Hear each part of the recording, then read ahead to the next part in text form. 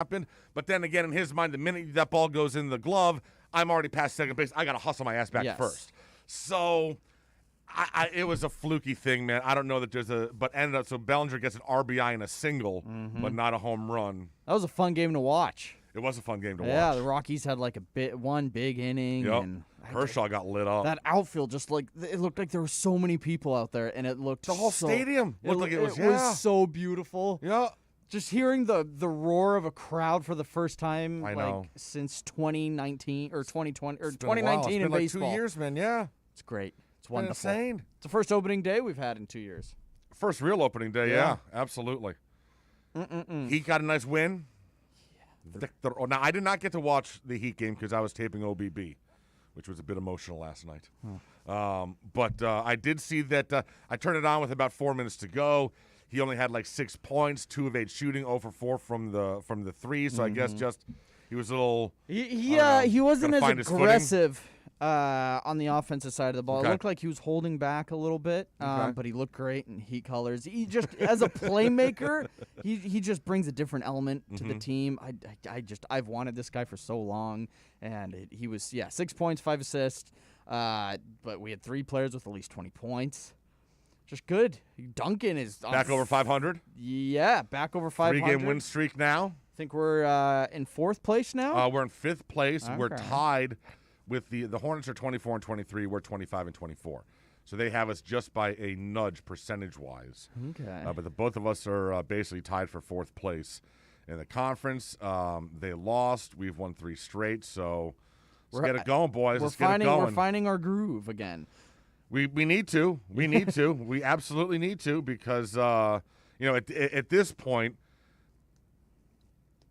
3 is out of the question. I mean, we need to get in the 4. I mean, 4's best that spot. losing streak now, we're 6 games back. And I do think that we are just all around wise, we're the 4th best team in the East. I believe we are. Absolutely. Listen, I believe that we're better than Charlotte. We're certainly better than New York. We're better than Boston. We're better than the Hawks. Man, Boston. I'm wondering at what point Brad Stevens. Now, Danny Ainge came out and he did an interview on EEI up in Boston, and they were like, how much of this blame is going to Brad? He's like, it's not Brad's fault that they went out and they they went 5 for 30 from 3. They were mostly open shots. Yeah. Like, I mean, the spacing is there. They're just not hitting. They're not they're not playing well. They're not the coach can only do so much. So I don't know. That's an interesting take. Normally, the coach is the easy one to get out of, as opposed to the players. But yeah, 5 for 30. Oh man, Oof. We know how that feels. Yes, we do. Yes, we do. I think the shine is off that apple. He's had a good run there for like 8-9 years. Yeah, you might want to consider going back to college. Something. I don't know. Listen, that UNC job's open. Yeah. Oh, hats off. And Roy how Williams. about what Roy Williams said? I'm no longer the right man for this job. And I'm wondering if that was like is it a generational thing? He's having an issue communicating with these younger players. Are you going to translate this to Coach L? No. I was just wondering because it wasn't like, I've done everything. I want to spend time with my grandkids. It was like, I'm not the right guy for this job any longer. And I was like, I think it could mean a few things. I mean, he's been there forever. Like, literally forever. Yeah, well, listen, he has 30 years between there and Kansas. And before that, he was an assistant at UNC. And so maybe it's just like there's better guys for the job. Like, maybe he's burnt out. Like, maybe it's a generational thing. I think it's a mix. He just doesn't want to do it anymore. And listen, the last couple of years have been tough for that program. Yes. I mean, this year, thankfully, they turned it on second half, and they salvaged the season, and they made the tournament, unlike some other blue bloods. But in that state. I don't know. Maybe the recruiting hasn't been great there the last couple of years. Really? I'm just thinking that maybe he's just what? Maybe these kids in this game, passed me by a little bit. Brad Stevens wouldn't be a bad choice. It's such an easy sell to come to UNC. Well, it's also though I don't know how easy it is to leave the NBA because then you're admitting failure. Yeah. You know what I'm saying? Yeah, but I mean, I wouldn't consider Brad Stevens a failure in the NBA. I think he's been a really good coach. Well, no, but if you end up going from the NBA back, if you were at college and you go to the NBA, then you go back to college, there's no way you can spin that wasn't a demotion. Yeah. Well, you know what I'm saying? So unless another NBA team, and I wouldn't be surprised me for another. I mean, dude, he took the Celtics to 3 conference finals. Yeah. Yes, he didn't win any of them, but they've been they've been a very good squad in the Eastern Conference for the last number of years. So I could see another NBA team giving him a gig. There was one year where they absolutely should have beaten the Cavs at Game 7 at home. But other than that, I mean, a lot of people say he should have beaten the Heat last year. But yeah. And then he had they had a more talented team last year. He had the whole Kyrie situation. He had, Yep. I mean, Gordon Hayward snapped his leg first game for Boston. So, I mean, he's had some bad luck. But I've always liked Brad Stevens. Yeah, I loved him at Butler. Yeah, I love him in the NBA. Listen, if he went to UNC, that would be. I'm hoping they go to who was it? Wes Miller, the guy at Greensboro, former UNC player, been at Greensboro now for like 10 years. Knows Tobacco Road. He's been doing well at Greensboro. I don't want to see. I'm not about Hubert Davis. I don't know. I think you need a big name guy. Well, I don't know if you need a big name guy. I think you need a guy that has a proven track record. And Wes Miller is an alum. He won a national title with UNC under Roy, and he has proven that he knows how to have a winning program at UNC Greensboro. I love Roy Williams, though. Yeah. I've met him once. The nicest person. He's just so dapper, too. He's always looked just so put together. Polished. Right? Very his polished. Suits. Baby blue. Baby blue is a great color for him. With his tan and with everything. He always looked like he was walking into... With the cufflinks, he's walking in like a fine steakhouse, and his table's ready, and He looks like those rich SEC boosters. Yeah. Like that goes and meets with the coaches. He's got a little drawl to the voice. Coach, like, what do you need this year? We gonna beat Duke this year.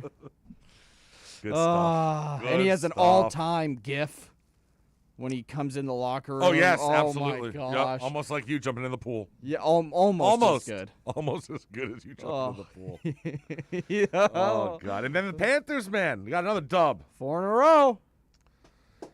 Telling you, the Heat and the Panthers, it's all together, or they lose together, they win together. Wenberg. No. Wenberg with the OT goal. Yes. So there we go, man. Second in the division. It's going good, baby. It's going good. Yesterday was a good day. Yesterday was good. Good day outside of the Marlins dropping that tough game, but I wish the Yankees played again today, but well, I got the Red Sox. What are you clapping for? What are you doing over there? 161-1 this year. Huh? Marlins 161-1. Well, they're not playing 162 so games. They're playing 154. No, but I read that they're doing 162. They're not doing 162. They're doing 154. Everyone was saying on Twitter that they're doing 162. even the announcers on ESPN said they're doing 162. Is it 154? Are you kidding me? No. How many games? I think they all got it wrong. How many games? That's what I thought. MLB season. I'm like, Tim Kirchin, you don't know what you're talking about. This year, MLB deciding on 154 or 150. This is March 28th. What? I don't know. Oh my God. Oh, that's an old story. It's gonna be a lot of games. Yeah, a lot of games. No, come on. I could have sworn it was 154 this year. Yeah, we've been saying that. Dusty Baker says it's going to be fun playing 162 games because then let's see who the strongest. Oh, please, he's 85 years old. He doesn't know what the hell's going on. How is he still? Come on. How is him and La Russa still managing? Right, I'm not taking anything they had to say because they don't remember what they had for breakfast today. Okay. They think Bobby Bonds is still. Those playing. guys are lucky they know how to remember where the bathroom is. Jesus, they go to the wrong man. dugout. All right, so whatever it is, 154, 162, I don't care. A lot of baseball to be played. Love baseball. Oh, it was so great. You Darvish got lit up for me. How's your fantasy team? I'm 6-3-1. All right. Even after just like DJ was awful, Giancarlo was awful, Kyle Hendricks got lit up, Clayton Kershaw got destroyed, and I'm still winning. I am 1-7-2. I'm only leading in WHIP right now, and I already had a member of the league drop into my DMs last night complaining about the scoring. Oh, like, really, dude? Really? First day? You're coming at me about scoring? He asked Seriously? me first, and I'm like, I don't know. Just ask Toast. Let's just hope it's a day one glitch. I don't know what to tell you, dog. I don't know why you're not leading those two categories. And what do you want me to do? What do you want me to do? I set it up through ESPN, bro. I'm not. I didn't build the website. It's whatever. It's free league. ESPN. You're holding the man down. They have an engine that runs the whole thing. I might win this league. I'm just saying. Oh, really? After one day? Oh my God. Good. You look good. Jesus Christ, you looked good. And that's with everyone sucking. Oh, dude, half my games got canceled. I had no Washington Mets. Yeah, I mean, I got Nationals on here. I got, I did pick up Eloy Jimenez. So when he comes, I'm telling you, when July hits, and I get Sale and Jimenez, baby, oof. Why isn't? Oh, what? What? I have to change somebody. He didn't play yesterday. Yeah, we had off days today. A lot of players are off today. But the Red Sox will be playing. The Marlins are playing Tampa at 7 o'clock. What time's the Red Sox game? 2 o'clock, I believe, 2:10. Nice. So, yeah, man. It's all good stuff. It's good. We got Neri Signs coming up today. What time is that? 8:40, right, Sean? Sean? Yeah, 8:40. Oh, my God. I think Sean's drunk today. No, for some reason I thought it was 8:20, and I looked at it again. No, It's it's definitely not 8:40. 8:20. It's 8:40. Yeah. I just added Evan Longoria. Evan, yeah, I didn't realize he was still playing. He had a homer. He's San still in the Francisco. league? Yeah, Giants. Yeah, I just added him to my team. I did not realize Uh-oh. he was still. Oh, you just added him? I did see boy. Buster Posey came back strong. Yeah, Buster Posey hit a homer. It's Giants win. Giants won. No, they Mariners had a walk-off win. Nice. Wild pitch, wild walk-off. Every day at Onside Radio, our hosts sit down and do the roundtable to tackle the most important local or national sports headlines. The roundtable is podcasted daily. Search Onside Radio on all platforms. Subscribe, rate, and review to listen to all kinds of sports segments. OnsideRadio.com is the home for South Florida sports. You can reach out to Toast and Marsh by dialing 888-441-4623. That's 888-441-4623. A message to help keep you safe. If doctors told us today that we'd made a breakthrough on COVID-19, saving thousands of lives, we would rejoice. Finally, a good news day. We'd feel less afraid that our loved ones would be struck by the invisible enemy. We'd start to feel hope that we could live our lives again. Well, a mask does all that. We can help protect others by covering our noses and mouths, which is how the virus mainly spreads. Masks are a ticket to freedom, to be out in the world, to getting together, back to work, back to doing what we want. If doctors announced we could save lives today, we would grab that breakthrough with both hands. While we wait for a vaccine, grab the breakthrough that's already here. When we're out, it's masks on. Brought to you by the Ad Council. He has an overbite that makes him look like a cartoon character, a slightly crooked eye, and an uncommonly wrinkly neck. In the right light, he can look a little like a garden gnome, and he'll wear a bow tie just because. Sure, you might call him a little quirky, but that's exactly what makes him so perfect. Tuna is a 3-year-old Chihuahua Dachshund mix with more than 700,000 followers on Instagram, and it all started because he was adopted. You can't buy a best friend like Tuna, but you can adopt one. Help us save them all at bestfriends.org. Download the Radio.net app and listen to Onside Radio in every Inter Miami CF game. OnsideRadio.com, your home for Inter Miami soccer. Big news, Miami fans! Body Armor is proud to be the new official sports drink of Major League Soccer and Inter Miami CF. It doesn't matter if you're a player or a fan, Body Armor sports drink will hydrate you with potassium-packed electrolytes, antioxidants, and no artificial sweeteners, flavors, or dyes. Whether you're at home or in the starting lineup, Body Armor sports drink will hydrate you from kickoff to the final whistle. Body Armor, now the official sports drink of Inter Miami CF, available at your local Publix. Inter Miami CF, your official furniture and mattress store, is here. City Furniture is your #1 home source for the trends you want at the prices you'll love, including exclusive City Furniture collections, the widest selection of styles, affordable home accents, mattresses starting at just $99 and more. Create the home of your dreams fast with next-day delivery, plus get 60 months special financing with no down payment. Because City Furniture is here to make it easy so everyone can live life like this, visit cityfurniture.com. Welcome back to 4th and 20 with Toast and Marsh. To reach out to the boys, send a text to 844-416-8123. That's 844-416-8123. Here's Toast and Marsh.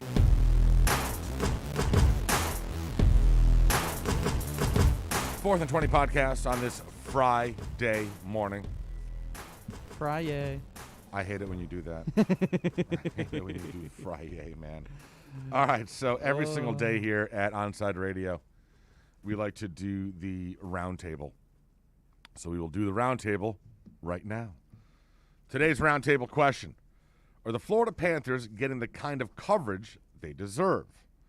In the second part, do you feel the media, fans, and social media are giving the team the support they deserve when you consider they're tied for the Lightning, with the Lightning, with 52 points for the best record in the entire NHL? No. Yeah, no. And that was today's round. Listen, no is the simple, quick answer. But I'm not sure that I would blame a whole lot of people. This is a franchise that has been irrelevant for the majority of their existence. Mm-hmm. That's just the cold. Now, you may be able to have a hockey team that's irrelevant and still has a rabid fan base when you're in the Great White North or in Minnesota or so, but not in South Florida. No, this isn't a hockey town. It will never be a hockey town, and that's just facts. Like unless the Panthers become one of the elite. I'll be honest, I didn't start caring about the Panthers till this year. And it's a football town, and it's a Heat town. Well, it's also a winner's town. It's a winner's town. We love jumping on a bandwagon, and we saw when they went to the Stanley Cup back in the day, this town will rally around the Panthers and will love the Panthers if they're winning. And it's been a long time they haven't been winning. So I would say this, that are they getting the right coverage now? No. But if they keep playing this year, it will build. As they get closer to the playoffs, if they're still in this position, this market will begin to start talking about them and paying attention because this market likes winners and likes to jump on the bandwagon. Look at the Marlins. Look at every team we have down here. Even when the Canes are winning, the stadium's 50% full. So, no, that's not true. Look at the Notre Dame game. Look at the friggin' game. The Notre Dame game. When they're playing well, people will go. Yeah, but even back in the day, I remember going to games in the OB. But we're not talking about that. We're talking about when they're playing well. Yeah, I know when they were. That. Yeah, when they were playing well, it was still half. No, full. it wasn't. What are you talking about? No, not for big games it was full. Yes, but not for regular games. See, here's the problem. Here's the problem with Marsh as a Canes fan is that he's 26 and has no memory of them ever being good. No, you weren't. I was there, dude. They were packing the Orange Bowl for big games. Yes, they were packing the Orange Bowl for normal Big East games. I don't know about that. You had 50,000 people there. Okay, all right. I was there. Oh my God! Can we focus on the Panthers, please? No, I'm just saying that it's hard to draw a crowd here. It isn't hard to draw a crowd if you're winning. That's what I'm trying to tell you. Okay. You haven't been here. If you're winning, you will draw a crowd here. The Marlins had 70,000 people for a World Series game. For the playoffs, they sold out the entire Pro Player Stadium. Well, yeah, that's World Series, yeah. For the playoffs leading up to it. Well, yes. Bro, if you're winning, they will go. Yes, okay. If they win, they will go. Jesus, you're getting me frustrated. You're getting me aggravated now. So what I'm saying is that the Panthers, if they keep doing this, the crescendo the drumbeat will happen. The market will pay attention. But you're right. They're not getting what they deserve right now. Absolutely not. Because they've had 20 years of sucking. Mm-hmm. It's not the market's fault. It's not the media's fault. It's their fault. Well, how long have they gone without winning a playoff series? 20 years. I mean, listen, you had a really good team 5 years ago that won the division. Kevin Dineen was the head coach. Boom, out in the first round. Mm-hmm. They were the 1 seed playing the 8 seed, and they lost. I think it was the Devils. Yeah, I think it was. But yeah, so that's, it's been a long time. It's been a long time. They went to the playoffs last year too, correct? They did. And they lost the first round. Well, was it? Were they actually? It was the play-in against the Islanders. Yeah. So it was a shorter series. It did not go well. Islanders had a really good defense and kind of knew that was going to happen going in. But yeah, listen. If they consistently are winning, the market will be there for them. The fans will be there for them. If you only win once every 10 years, no, sorry. Yeah. It's not how this market That's works. just how it is. It's not how South Florida works, man. There's too much other stuff to do. God, that blizzard in Cleveland or Detroit was hilarious. I love that. Hilarious. I love that he hit home run. Oh, Miggy. He's 18 from 500. Something like that. Yeah, and isn't he getting close to 3,000 hits, or did he already hit that? Yeah. He's getting closer. Edwin's close to both of them. Talked about it. A lot of stats. A lot of numbers. But no, yeah. People are starting to recognize that the Panthers are good, but it'll take a continued success. I'm also wondering if it is split up among the counties. I wonder if Broward County pays more attention than Miami-Dade. Okay, I was going to ask you that, like the location of the team. Do you think that? I think that has a lot to do with it. I do. Like, listen, I'm sure there's more folks in Coral Springs that could tell you how the Panthers are doing right now than folks in Hialeah. Yes. No, I mean, I'm thinking that may play. They've always been more of a Broward team since they moved here. Absolutely. Like when the Heat. The Heat are a South Florida team, even though they play at the AAA. You know what I'm saying? Yes. The Panthers are not. Well, I think they were a South Florida team when they played at Miami Arena. Okay. When they moved to Broward, I think they kind of became a Broward Palm Beach team. I think they may have lost some folks in Miami-Dade permanently when that happened. Well, yeah, I mean, like, I'm in Hollywood. People in Hollywood know about the Panthers. People in Homestead don't. Yeah, I mean, and I think it's also where, transplants from up north in the Midwest more apt to be in Broward, Palm Beach, or Miami-Dade? Because transplants, if you're from up north and you're going to follow hockey more, yes, than you are if you grew up in the South. So I don't know. It's interesting. It's just an interesting place for a hockey team. I mean, listen, it's obvious that they're not getting the full support they deserve right now. But on social media, I mean, there's plenty of Panthers fans and folks that are tweeting when they're winning these games, and I'm seeing plenty of Panthers tweets. So there's definitely a segment of the South Florida population that is definitely paying attention. I'm one of them. It's the same thing like in a city like L.A. or Vegas. Right. Like when those teams do well, the place is packed all the time, and it's a hockey town. But when they lose, you got just other things going on. Yep. It's just how it is. All right. We will got to talk about Oladipo a little bit more. What's he bringing to the table? What's this rotation looking like? What was the starting lineup yesterday? It was Oladipo, Duncan, Jimmy, Bam. Who's and Ariza. Ariza played good. Yeah, they looked great defensively. I love Trevor Ariza. How did we get here for Kelly O? Oh my gosh, bro! I like. Oh no! I'm sorry. No, not him for Kelly O. Yeah. Was it Ariza for Kelly O? Oh, no. Who did we get for? Myers Leonard. Myers Leonard. We flipped Myers Leonard for Trevor Ariza. What the hell? And we flipped Kelly O for Victor Oladipo. Unbelievable. It's amazing. And then they go ahead and they buy out Myers. Oh my God! I saw an IG video of him and his wife like shooting hoops. Oh God! I felt so bad for him. I felt, oh my God, bro. Because at the end of the day, they are nice people. Sure. No, listen. He had an awful moment. Yeah, he had a slip up. He got frustrated by a 12-year-old. Listen, it happens. Those 12-year-olds on Call of Duty are vicious bastards. He got frustrated by a sniper, and he blurted something out he never should have said. Oh, any luck with the new guns on COD? Dude, I didn't really have a chance to play because I was doing OBB last night. So, so we did our Orange Bowl boys. Kind of an emotional episode last night because we kind of put a fork in it. So what happened is, I guess you guys can go back and listen. But so back in December, the Orange Bowl boys were approached by an agency, a national agency that was curious. They wanted to know. They liked the Orange Bowl boys, but they said, listen.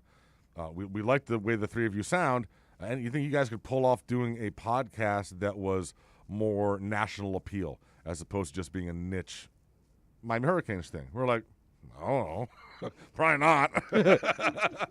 So we spent a few months working on something, and it was very well received.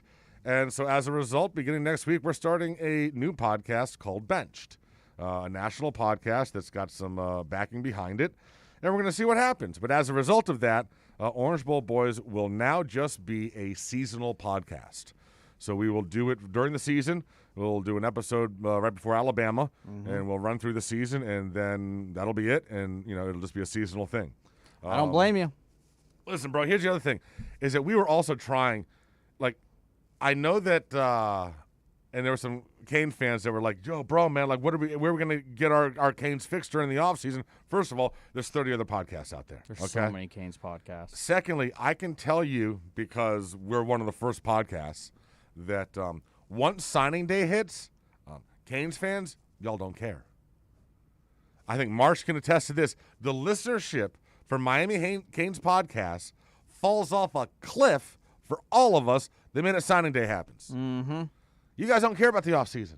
And why should you? Yeah, and that's fine. But here's the thing. We would do the offseason, we wouldn't talk Canes, and they'd complain to us that we weren't talking about the Canes. We've had those complaints. Me and Jordan just talk movies. Right? Yeah.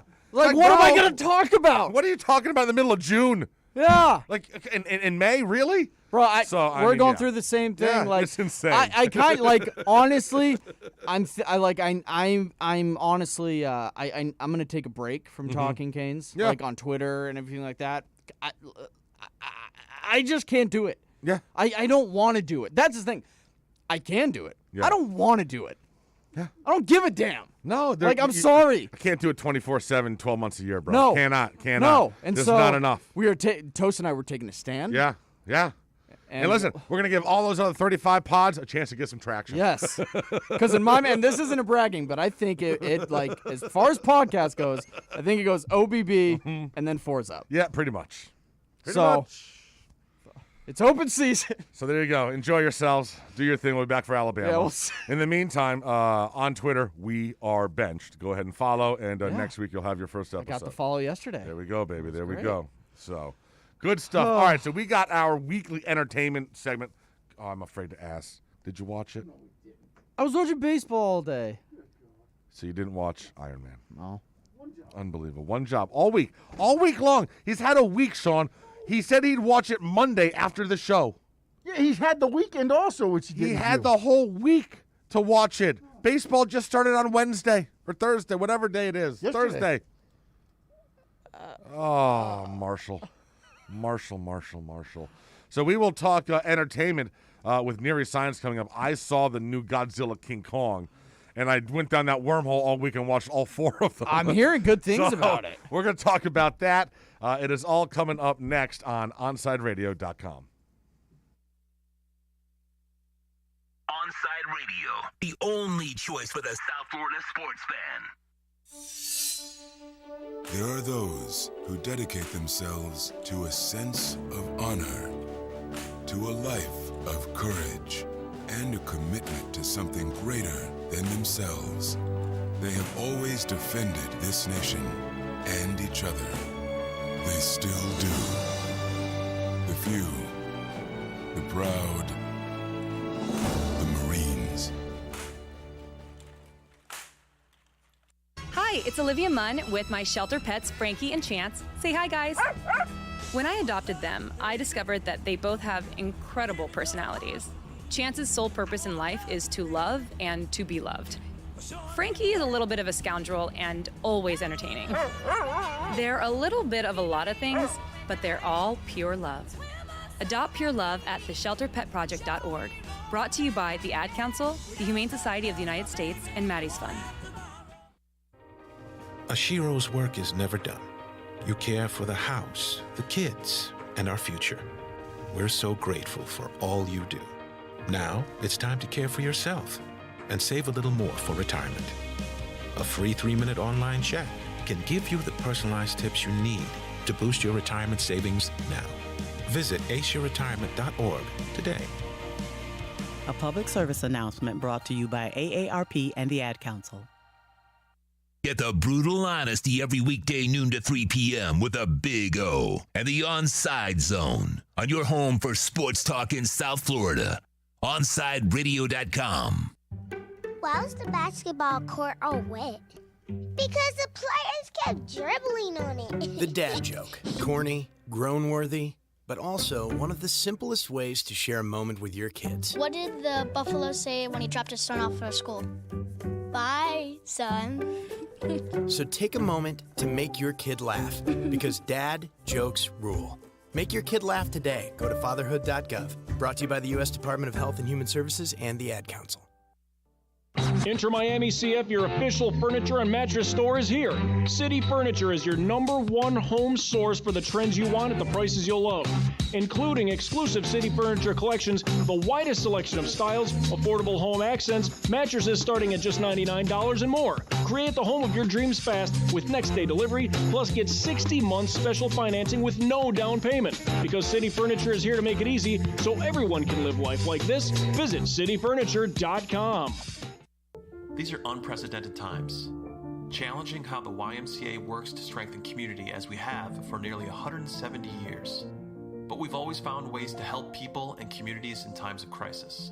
Right now, Ys across the country are providing emergency childcare, shelter, food programs, and outreach to seniors.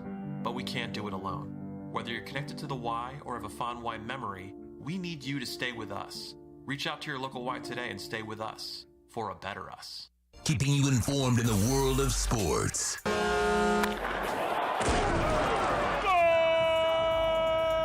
With an OnsideRadio.com sports update. Good morning, Miami. I'm Marsh with your Onside Sports Morning Update. The Heat won their third straight game with a 116-109 victory over the Warriors last night. Jimmy Butler, Bam Adebayo, and Duncan Robinson all scored at least 20 points. Opening day for the Marlins didn't result in a win as the Fish go down 1-0 to the Rays. Miami and Tampa are back at it tonight. First pitch is at 7:10. Pablo Lopez gets the start for the Marlins. And the Panthers had an exciting 3-2 overtime win over the Red Wings on Thursday with Alex Wenberg scoring the game-winning goal in overtime. Florida has now won 4 in a row. This is South Florida's new choice for local sports talk, OnsideRadio.com.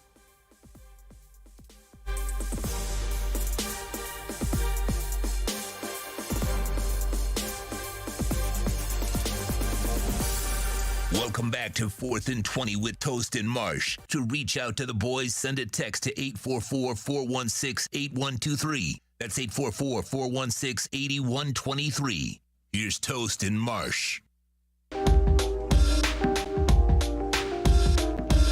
and 20 podcast, Friday morning. I am Toast. He is Marsh. As always on Fridays, we like to go to a dear friend, comedian Neri Symes, to talk some entertainment. But before we do that today, the other thing that myself and Neri have bonded over the years of working at the Improv and stuff are the fact that we're both NFC West football fans. I'm a Seahawks fan, and he is a 49ers fan. Neri, your boys made a trade this week with the Dolphins to move up to number 3 in the draft, possibly to get a quarterback. How you feeling about that? Well, I feel that the word possibly should be taken out of that sentence. Because nobody – it's so funny because the day that trade happened, I was excited. I was like, good, we're getting a quarterback. I was super excited.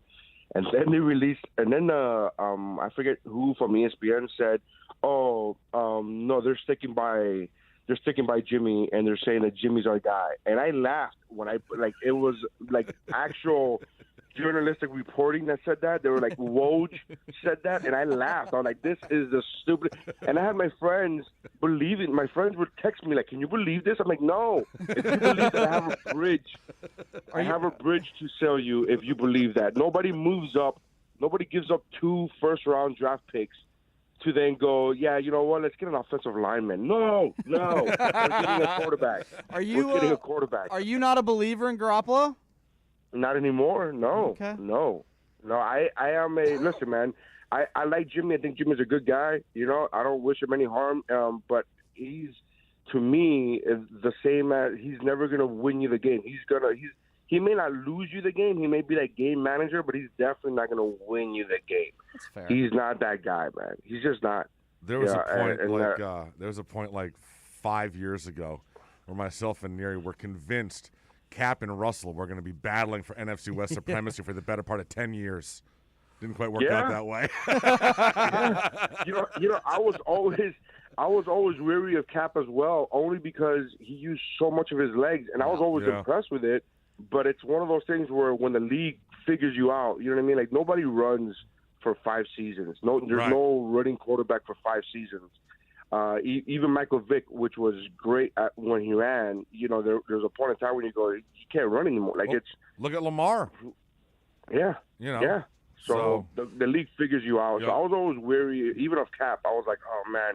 I mean, I like what he's doing, but Jesus, man, throw the ball. I can't. It got me nervous. So it happens, man. So Neri, I'm a Cowboys fan. Our teams have had some classic battles in the past. Yeah. Back when you guys were actually made the playoffs, it was good, man. I wasn't alive yet, but I heard that they were good games. He sees them on the NFL Network. Yeah, I see late it at night at like 2 in the morning. I see it on the DVDs and the VCR. Oh my God! I used to hate the Cowboys so much because of that. Because when I grew up a Niners fan, I used to hate the Cowboys so much. And then as the years go by, we're no longer in the same division, and after the years go by, seeing, you know what I mean? It's so funny because I don't know what the record is in the last, 10 years between the Cowboys and the Niners as far as the win percentage. It can't be much different. Like, it really can't be much different. But for some reason, I think the Cowboys, because they have that, like, we're America's team and they sell themselves so hard, I think it just ends up looking worse when they don't make the playoffs. Because when the Niners don't make the playoffs, nobody really cares. Right. But when the Cowboys don't make the playoffs, it makes national news that they don't make the playoffs. Well, and also, I know. There's a large segment of the population that legitimately gets joy out of the Cowboys not making the playoffs, whereas I don't think there's a large population that literally gets joy when the Niners miss it. Right. And then I think what makes it even worse for the Cowboys is the fact that they're in that division and still don't make the playoffs.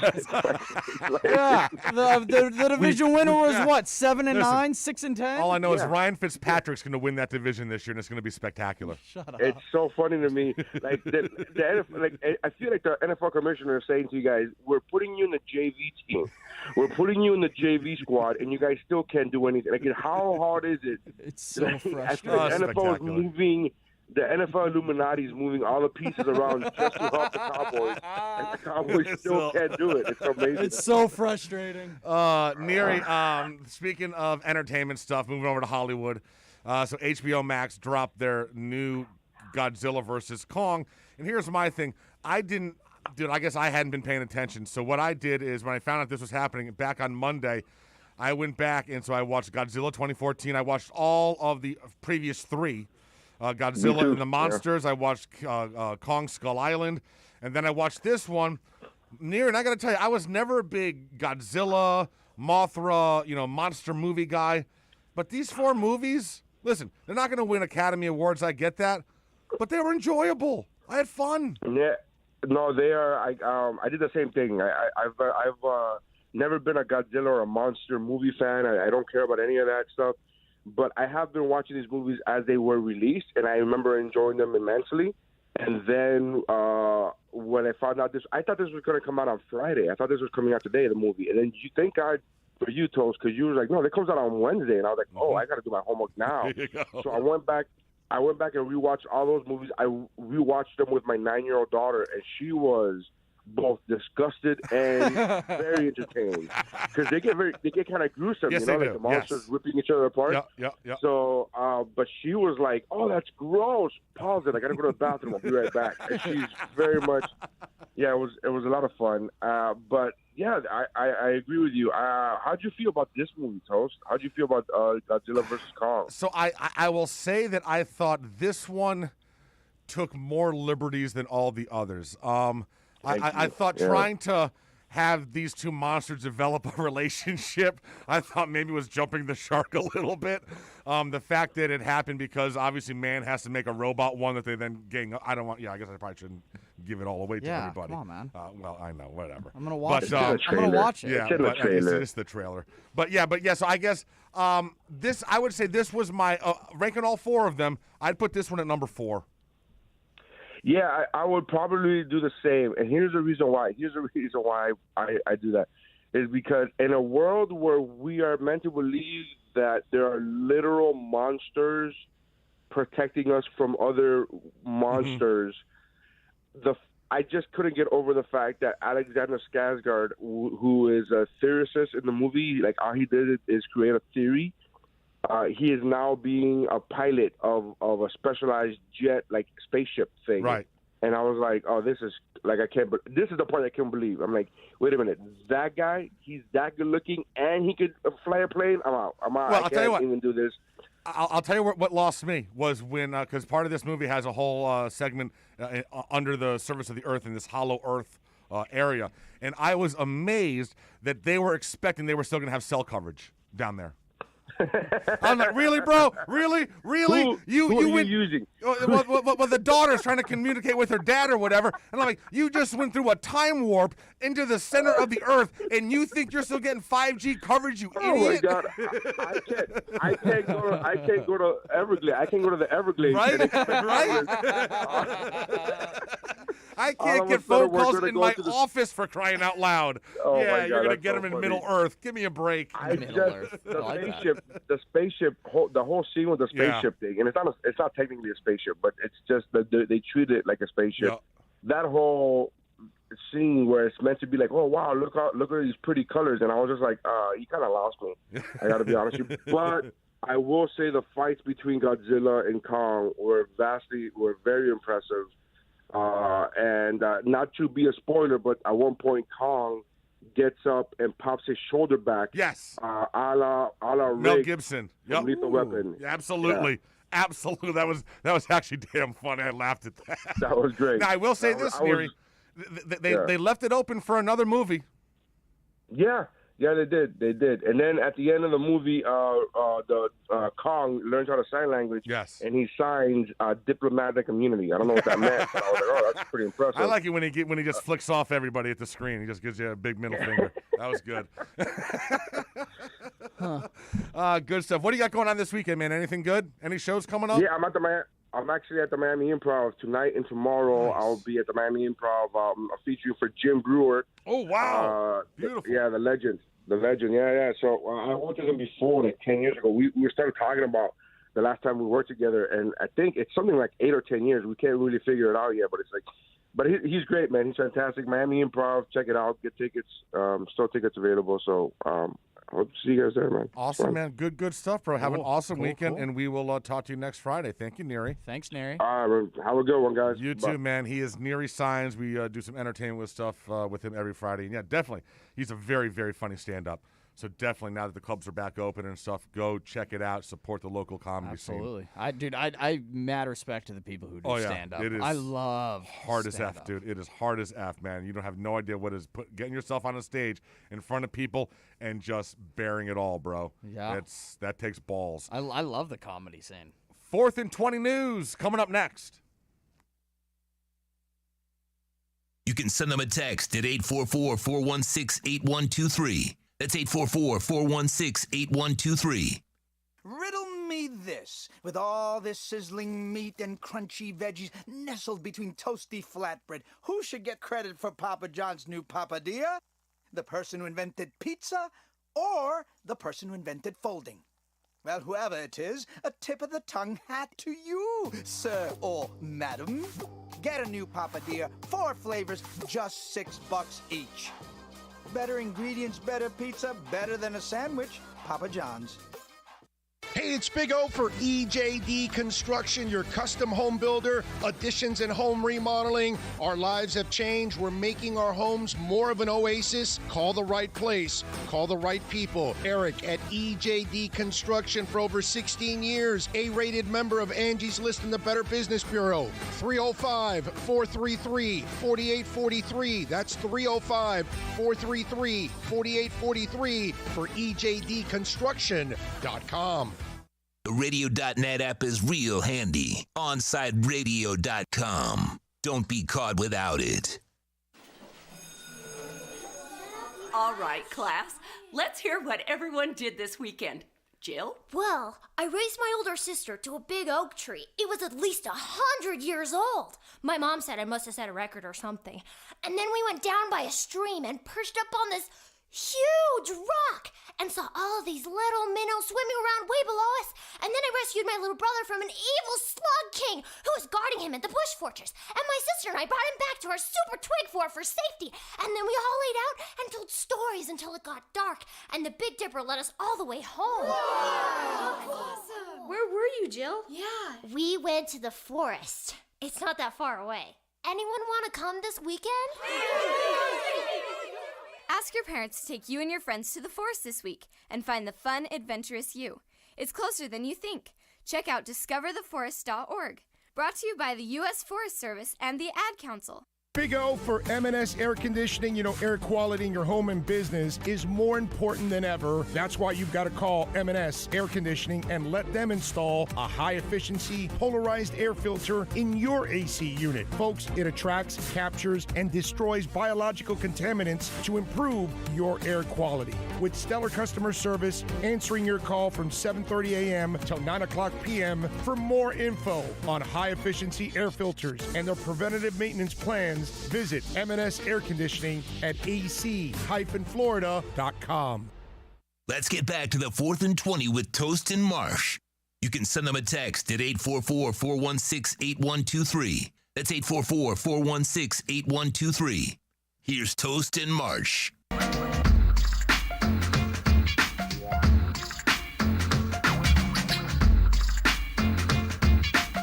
4th and 20 podcast, streaming live on OnsideRadio.com. That is right. You listen to it as a podcast, but if you ever want to listen to it live, you can go to OnsideRadio.com between 8 and 10 in the morning every day, and that is when it is recorded. It is time, though, for some 4th and 20 news. 4th and 20 news. All right, Marsh, with most Major League ballparks having some kind of seating restrictions, opening day tickets were at a serious premium. To see how much, you just need to look at the ticket resale market. Interesting, the hottest ticket in town wasn't to see the New York Yankees. At one point, you could go on to StubHub and find tickets for that ball game for as low as $61. Oh. On the other side of the coin, you had the Miami Marlins, where opening game tickets were going for a price that was 8 times higher, $460. Yeah. For their games, the Yanks were operating at 20% capacity, the Marlins at 25% capacity. Marlins were charging $460. I tried to and go. And they got 7,000 people there? I tried to go to the game, man, but I'm like, well, the lowest price was like $90. I'm like, I am not spending $90 to go to a Marlins game. Wow. Yeah. All right. Marsh, when we first started this podcast a number of months ago, I came in with a video of a bodybuilder who had a sex doll, and he was partying with her. And I showed it to you. I have an update to that story. Oh! Bodybuilder and sex doll aficionado Yuri Tolochakov is at it again. First, he married his beloved sex doll after a whirlwind romance, and that's where we last heard from him. Then, he reportedly cheated on her while she was getting repaired, which resulted in a divorce. Oh. Now he says he's involved in a hot sex doll throuple with 2 dolls, one of which he says is half chicken, and the other he considers a sister. Though one of the dolls looks young, Tolochakov is quick to point out that she is of legal age. For a sex doll, that is. So there's that. What? Yeah. The hell? Exactly. This is real life. This is real life. That's a grown-ass man. Grown-ass man. Well, you saw the photos of him. Yeah, that party he was having with his sex doll was funny. He had a real party. Real party with people there. And he's dancing with her, and they're all acting like she's a real person. Yeah. Oh, my God. They got a divorce because she was cheating? No, he cheated on her when she was in the repair shop. And he had to drop her off at the repair shop, and he cheated on her with another doll. How did she know? I don't know. Yeah, how does she know? Did he just confess? Did you leave photos laying around, Yuri? How did the second doll know that she was cheated on? She's a sex doll, Yuri, not a real person. Oh, my gosh. All right. A wife is showing concern that's a little more justified after her husband's bedroom fetish may have crossed the line. While not necessarily turned on by it, she was more than willing to cover up part of one of her legs during sex to make it look like she was an amputee. Hot, right? Well, now the unnamed wife is worried because her hubby of 6 years has become so turned on by the stumpy that he wants to become one. Experts say this could be a warning sign for the future of their marriage. Yeah, you're going to wake up one day and he's going to have a machete looking to chop off your lower half of your leg. A stumpy? He wants to be with a stumpy now. Yeah, stumpy. You ever been with a stumpy? I shouldn't be laughing. No, nobody should be laughing. Nobody should be laughing. That term. I know, stumpy. We will take We're going a break. to hell. Yes, we are. Yes, we are. We will discuss Miami Hurricanes football and 2022 recruiting. That is coming up next segment on the 4th and 20 podcast on OnsideRadio.com.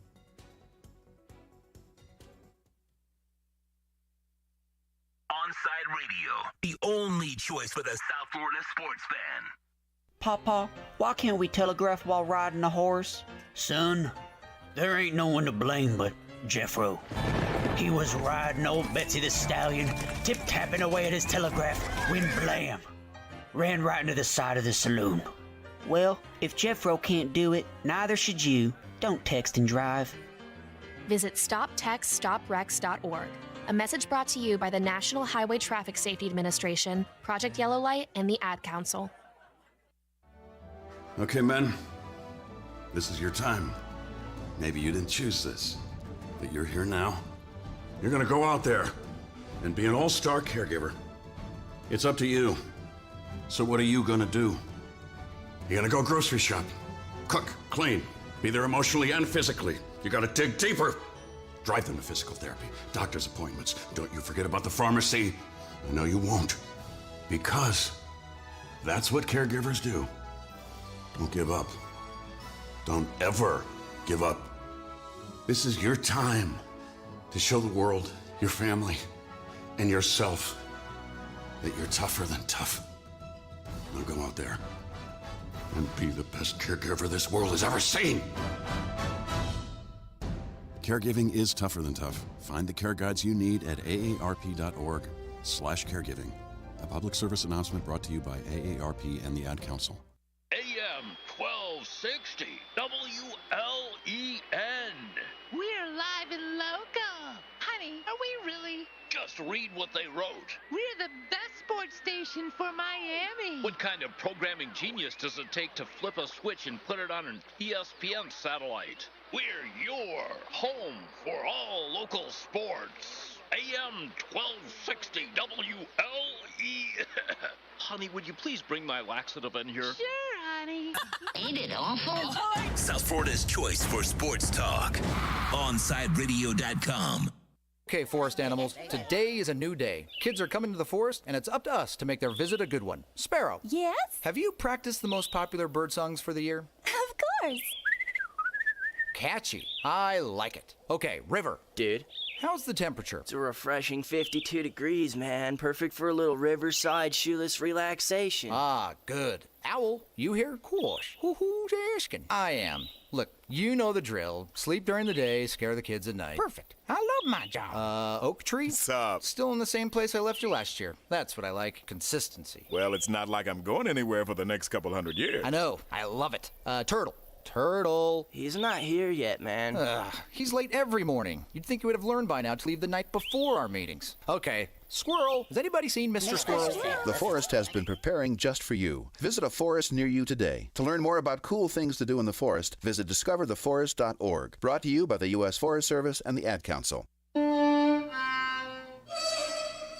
Let's be honest. The National Symphony may not be in his future, but he wanted to try violin. So you said yes because you love him. And if you love him that much, love him enough to make sure he's buckled up and in the back seat. Find out more about keeping your kids safe in your vehicle at nhtsa.gov/the-right-seat. Show them you love them. Keep them safe. Visit nhtsa.gov/the-right-seat. Brought to you by the National Highway Traffic Safety Administration and the Ad Council. Hey, it's Big O for EJD Construction, your custom home builder, additions and home remodeling. Our lives have changed. We're making our homes more of an oasis. Call the right place. Call the right people. Eric at EJD Construction for over 16 years. A-rated member of Angie's List and the Better Business Bureau. 305-433-4843. That's 305-433-4843 for EJDconstruction.com. Welcome back to 4th and 20. Everyone gather round. I should just start at the beginning. What day of the week is it? It's Friday. It's Friday. What are your plans for the weekend? Doing absolutely nothing. Absolutely nothing. Sounds exciting. Okay, where was I? End of the week. Friday. Who's ready to party? Okay, finally. It's showtime. Here's Toast and Marsh. 4th and 20 podcast. Beginning hour number 2. We'll be discussing what's going on between Dan Orlovsky and Kirk Herbstreit coming up in just a few. I just saw his tweet. Oh, my gosh. Yeah. I'm guessing those two are not on each other's Christmas card list. But before we get into that, I want to talk about Miami Hurricanes recruiting, specifically the 2022 class, because right now we have one commit. That would be quarterback Ja'Cory Brown. And damn fine commit. Like, if you're going to have one commit, it's a good guy to have. Damn fine. So I wanted to talk to you about this because there's some folks on social that seem to be concerned, because normally at this stage, Canes would have like 7 to 12 commits right now, the majority of which would bail out on us before signing day. And that's what I want to bring up. So we've known for the last couple years that this was an issue with our recruiting, is that we would get used by the 4 and 5 stars that are local. They'd commit to us early, and then they'd leave us about a month before signing day. They get flipped by a SEC once school. they get the bigger offer. Exactly. And then all of a sudden, we're left scrambling because we thought these guys were good.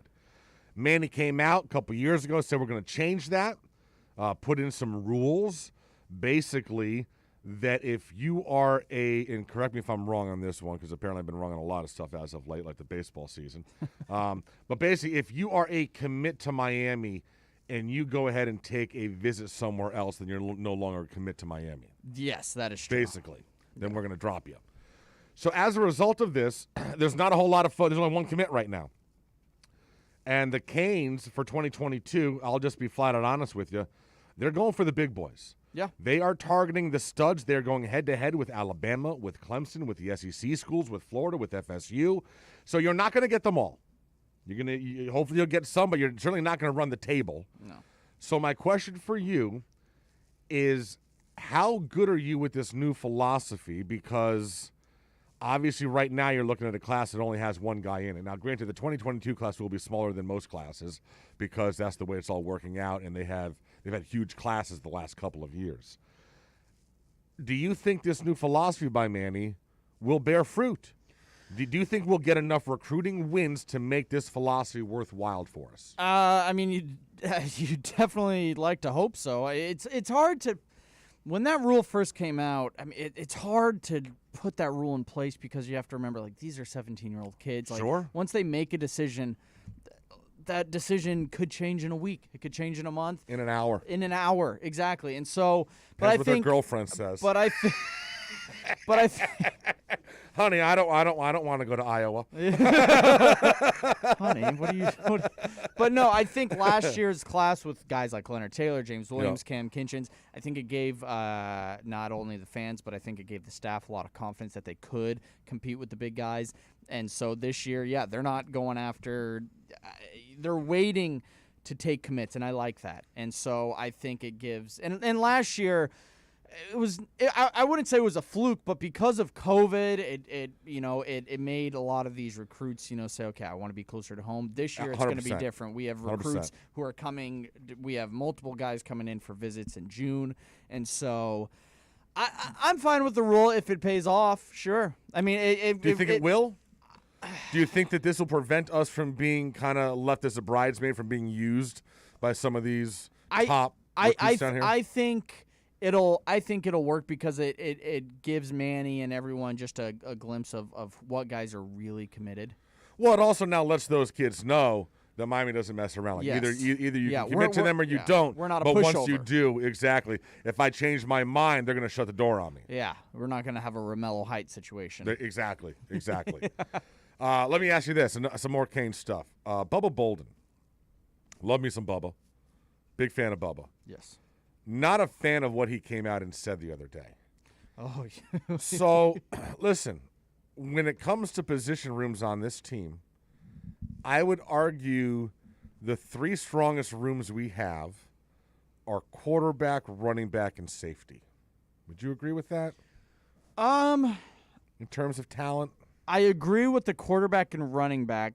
Safety is hard because we have Bubba Bolden, who is really good, first or second best player on this defense.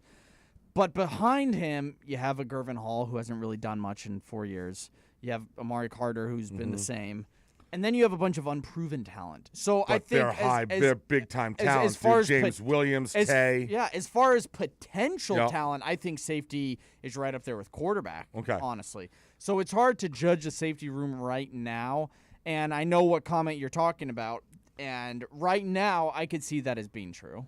So Bubba came out, and was asked about how the safeties are going to be and what the rotation is going to be like. He basically just went out and said, the three of us that have been here, we got this. Yeah. Basically, don't worry about James Williams, the number one player in the country. Don't worry about Tay Williams. Like, no, this is the three of us. We got this. Yeah, it was kind of I didn't like that comment.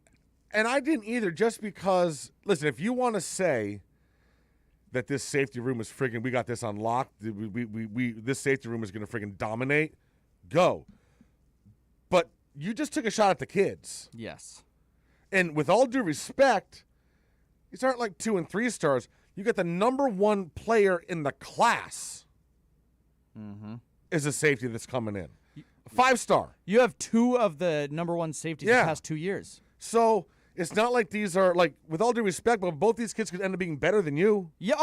Yes. I mean, and I love Bubba. And I love Bubba too, but I mean, for as good as he is, I mean, he was good for 4 games and then kind of fell off. Well, and that's the other thing, is that Bubba thought he was going to be in the draft this year. Yes. And he came out and he was going to be in the draft this year. And then the second half of the season, he did not play well. And when he got his grade, he realized, I got to come back. Yes.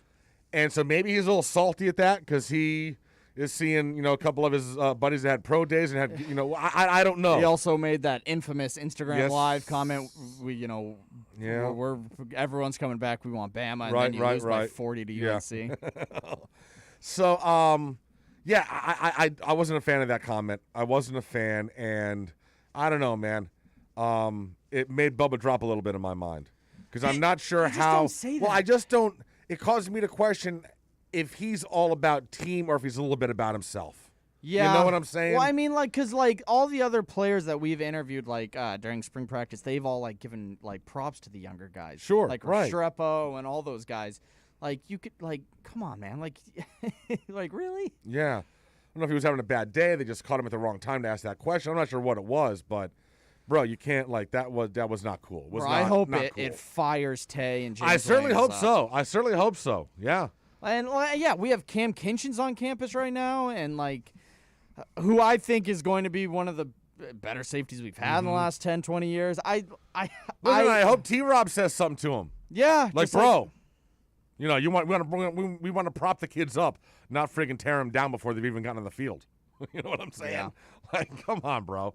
All right, so let's look at when I was talking about the 2022 recruiting class. Man, there are some studs that are going. Can I say something real quick? Of Who would course. you say is the better? Because I said that Gilbert Frierson is the best player on our defense heading into this year, and I got a lot of flack for it. Well, if you're just basing it off of last year's performances, I mean, I would say right now, if you're going to tell me who is the best defensive player on our defense right now, I'm just going to say Tyreek Stevenson. Oh, okay, all right. That's who I would fair. say. But I understand what you're saying. If you're going to ask me who is the best returning player on this defense from last year, it's Frierson. Okay. I mean, I don't know who else. Who were they saying? Bubba. No. I mean, I could see. Listen, dude, you got to go back and watch the season. His drop off after the Clemson game was spectacularly bad. Mm-hmm. He went off a cliff. I know, and I think people, I'm coming off like I'm not a Bubba guy. I'm a huge Bubba guy. But I think he's more of the flashy guy, and he gets a little bit more of the recognition because of how good he was those first 4 games. Right. But consistently, Frierson, I think Frierson's a stud. He was the most consistent defender we had from week 1 He gives through me the end of the season. Jaquan Johnson vibes. Oh, I love JJ. I know. I miss that JJ. defense was so great. I miss him. I miss Michael Jackson. Yeah. Oh, dude. I miss just Kendrick Norton. I know. Chad Thomas. So we got a couple of Trajan. A couple of what is he doing now? Not chilling. Yeah, right? Last time I saw he was on the Steelers practice squad. So we are going after some big boys, and I'm kind of intrigued by who we're going after, and not only that, who the lead recruiters are for these guys. So we know we need linebacker. We got the kid down at how do you say his last name? Wesley Visanth, out of Miami Central. So Manny's the lead recruiter. He's a primary, which I like.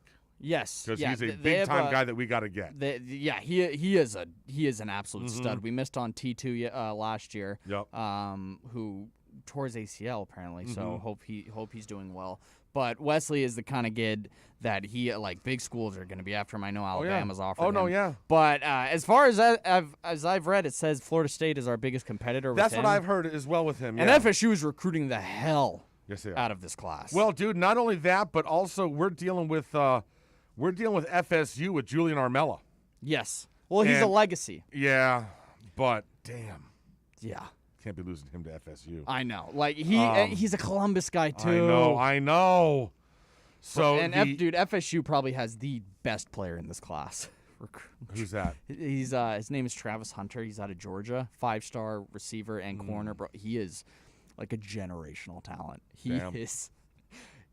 Well, he's at FSU now. I'm sure Georgia will give him a big old bat. No, he's a FSU guy. Yeah, right. Man. Okay. Props to Norvell. In addition to Manny being the lead recruiter on Wesley, he's also the lead recruiter on Shamar Stewart, who we're not going to get. No. Monsignor Pace, he has got SEC written all over him, bro, or like Clemson, Ohio State. Yeah, they're saying LSU for him. Okay. Now, here's one I do. I believe, listen, we got 2 cornerbacks at Heritage. We know about Little Jr., and we also got Jacoby Spells. My gut says we're getting Spells. Yeah, I think West Virginia is the team to beat right now for Jacoby Spells, but they have a good relationship with Spells, and I think he's going to blow up this year. He just started playing defensive back too, and he was on one of the best defenses in the entire nation. I'm intrigued by listen, and we don't do well going up to IMG. No. And obviously, as we were just saying, safety room is pretty crowded right now, but you got room for one. Oh, yes. And they're targeting Kamari Wilson, who is my favorite player in this class.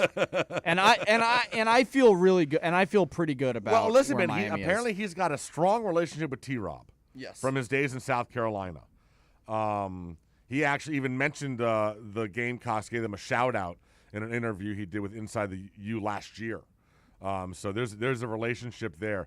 Man, dude, here's my problem. If you're Kamari Wilson and you look at that safeties room, it's like, do you want to play immediately? I mean, the thing is, if you go to another big time school like in Alabama, wouldn't you be in the same position? You would think that you are. You would think. I don't know what their safety room is looking like, but it's got to be just as good. Yeah, I mean, right now, as far as potential in the next 2-3 years, I would say that there aren't many better schools that have better safety rooms right now. As far as potential, Cam Kinchins, Tay Williams, James Williams, you add Kamari. Dude, Kamari is. Yeah. He is a straight baller. And so I feel really good of where Miami is with them. But then again, Miami hasn't been great at recruiting IMG. I know we got Michael Redding a few years ago. We never get IMG. IMG always guy. Seems like it's going right to Florida. Or SEC. Yeah. They're in their own universe. They are. So I'm guessing the next most likely commit, if we're going to get him, would be Isaiah Bond, right? He seems to be the one closest to making a decision. Isaiah Bond, yeah. For those of you, he's a Buford, Georgia kid, cornerback and wide receiver, plays both ways. Fast as hell. Yeah, Miami's recruiting him as a wide receiver. Alabama and Georgia are after him Clocked in as with cornerbacks. a 10.5 900 meter. Yes. He was the one that was down here with Curry. Yes. Yeah. So those two have a relationship. I mean, if Bama and Georgia are recruiting him as cornerbacks, I know he wants to play offense in college, but if he wants to play if Bama wants him as a defensive back, if Saban wants you as a DB, he must be pretty damn good. So, but no, he is just a freak when it comes to speed, and so we'll see. I know Alabama and Georgia are giving him things to think about. We also have linebacker. Money to count, and there's a linebacker, Omar Graham Jr., he's releasing his top schools today. He's one of my favorite players in this class. Also, the kid was it Tolan, the kid from Coral, the linebacker from Kissimmee. They're going after. What? Demario Tolan. Oh, I don't know much about him, right. to be completely honest. But yeah, Omar Graham, Travius Latham, and Wesley Basainth, I'd say, are the top 3 linebackers they're going for. But who knows? I swear it changes like every week. Mm-hmm.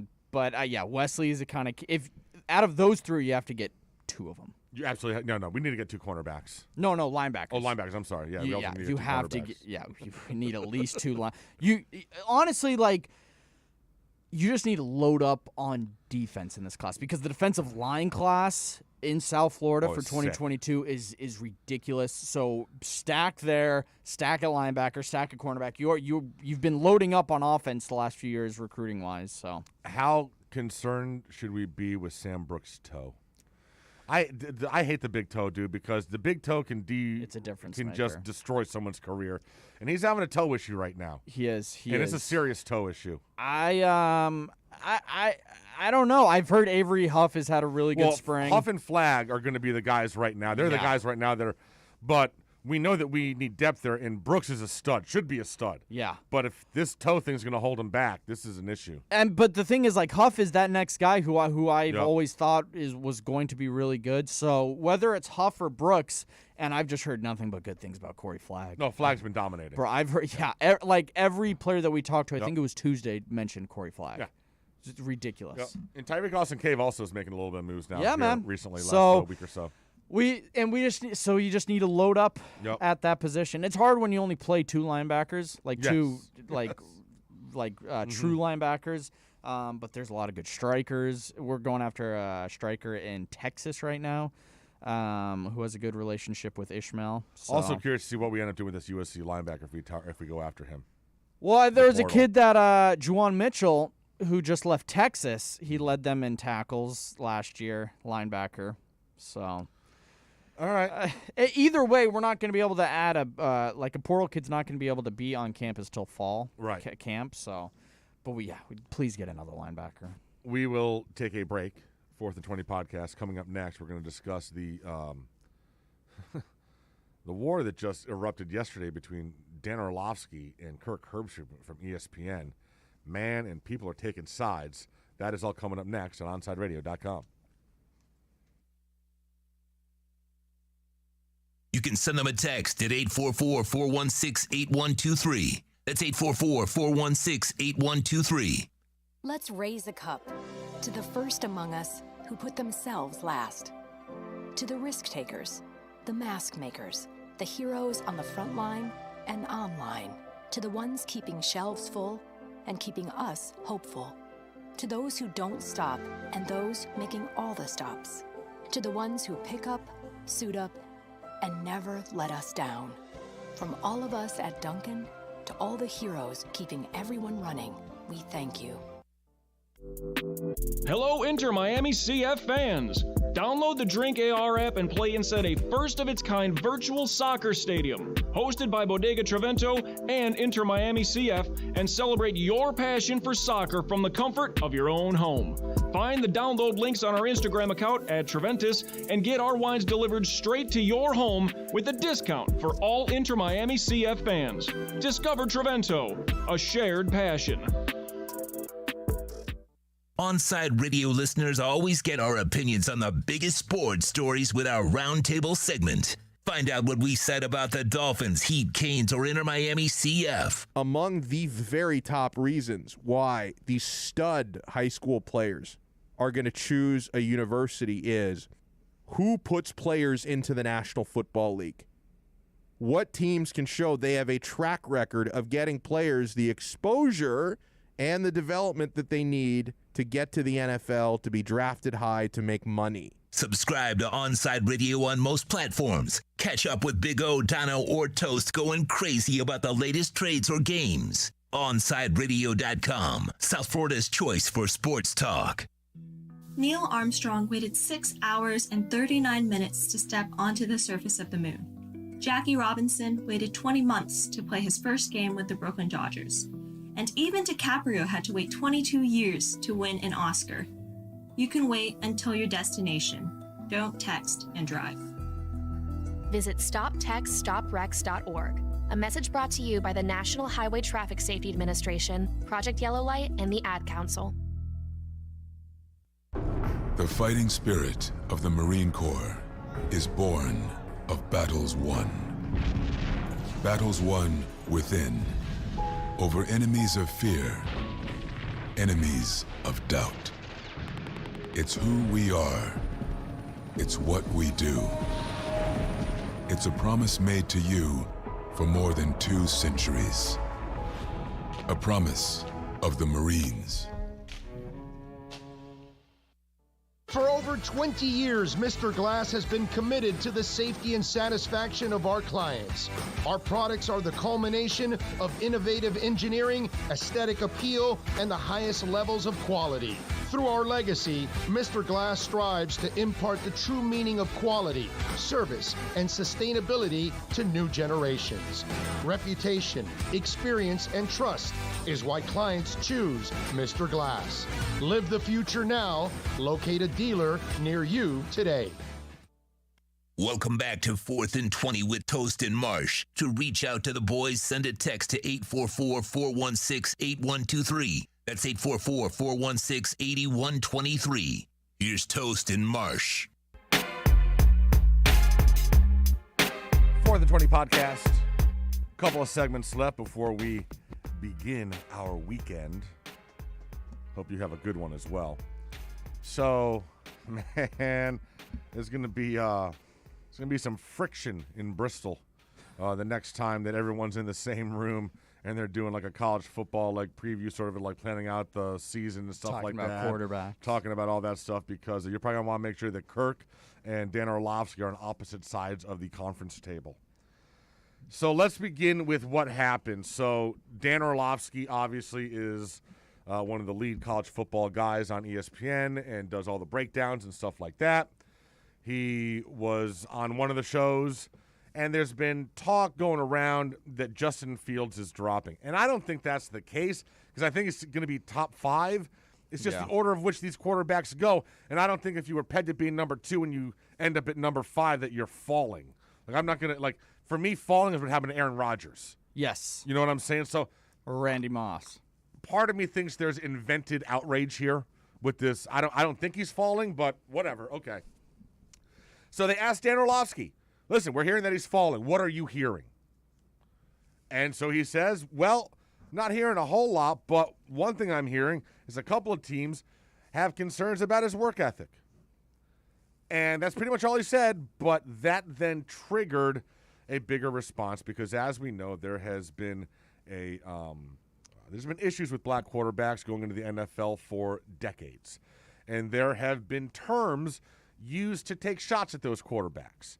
And one of those has been work ethic or lazy. Mm-hmm. And the issue is that generally they only use this talk about black quarterbacks, not white quarterbacks, to the point that it's become a bit of a pattern over the decades, and many of us have noticed it. And so when he said that, folks were like, oh, here we go again. Black quarterback in the draft, and does take shots at his work ethic. Now he's lazy. First one out of the gym, last one in, that whole deal. And so Orlovsky took some crap for that. So he goes ahead and does another video where he tries to clarify it. Says, you had that audio? Let's play Orlovsky there.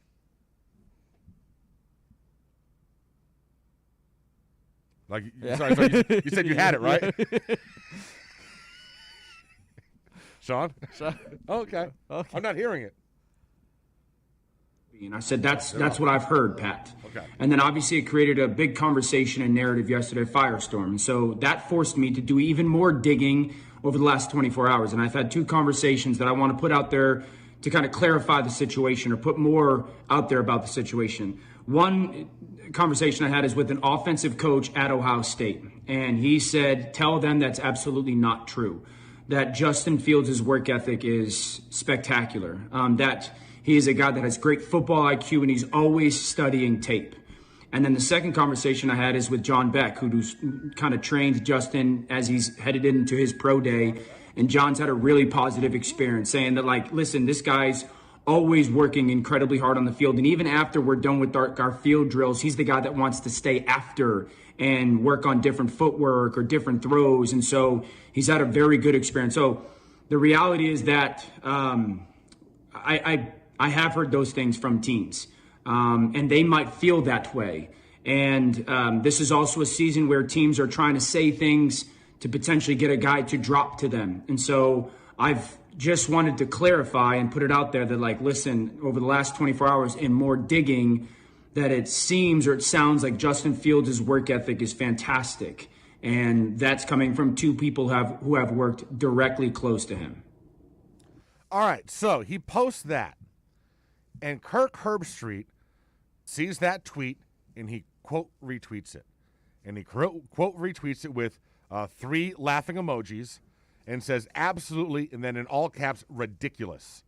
Even if you, in all caps, aren't saying it, to pass that along from, quote, people in the know is reckless and absurd, exclamation point, embarrassing, double exclamation point. And if you go down that timeline, Kirk is getting destroyed. So here's a couple of responses. Kirk, aren't you the same guy that said teams were using COVID as an excuse to not play teams, clearly implying Michigan OSU last year, and specifically said, I'm not saying that, it's just what I'm hearing? You then apologize for that, so maybe back off the outrage. Other folks who had Kirk's back, a couple of them, then you had folks replying, here's Ohio State quarterbacks drafted since 95. Dwayne Haskins, Cardale Jones, Terrell Pryor, Troy Smith, Craig Krenzel, Joe Germain, Bobby Hoying. How do they do in the NFL?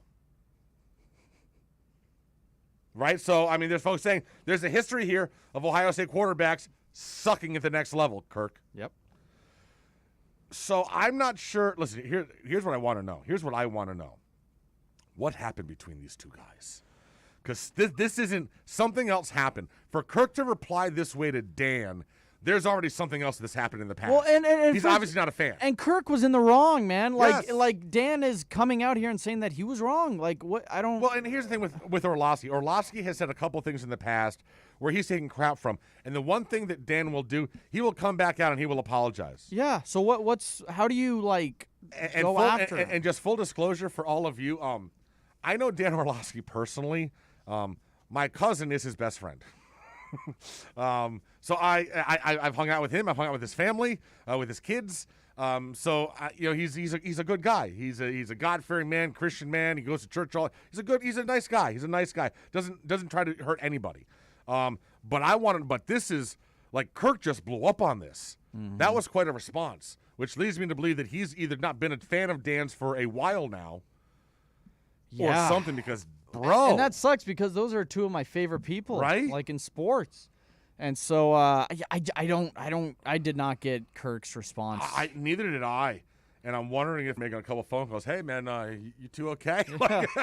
What up? Something that HR needs to know about between you two. Maybe because a little group message between the two of them. But he's getting ripped. I mean, Kirk, I generally enjoy and respect the heck out of your commentary and professionalism. But this response to a fellow colleague is disappointing and somewhat embarrassing. Who said that? Just a normal person. Oh, okay. He's just, dude, I'm telling you, this thread, doesn't have a lot of folks with his back. I don't know why you would just go after someone Dan who's like apologizing.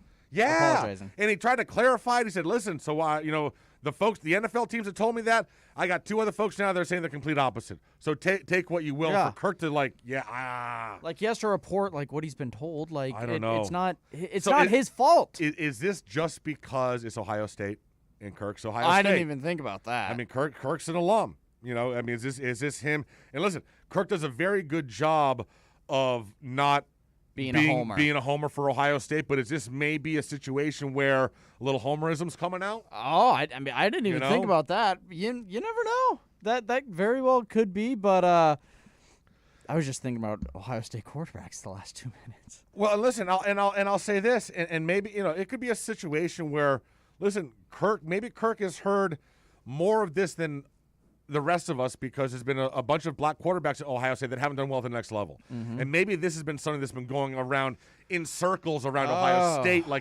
whispering. A stigma. And maybe he's just over it, and he heard it again from one of his colleagues and was like, dude, I can't do this anymore. I'm blowing up on it. So I would kind of understand that maybe. I don't know. I'm trying to. But something happened here, bro. Yes. Like this, that's not a normal response. Yeah, you don't just go after somebody. You don't just shred He's your trying coworker. to make his case. Yeah. Especially when he's apologizing. Yeah, that's what I don't get. It was an apology. Like the dude's Kurt. literally apologizing. He was trying to explain it and understand and trying to let you know where he was coming from, and you just did not went want to hear after him. any of it. You did not want to hear any of it. So yeah, I've always liked Dan. I've always liked Kirk. yes, so, I've always liked both of them. Yeah. It doesn't really make sense. But wow. Yes, I want to. Ohio State court. Yeah, they really have never had a. Good No, they one. haven't. Art Schleister.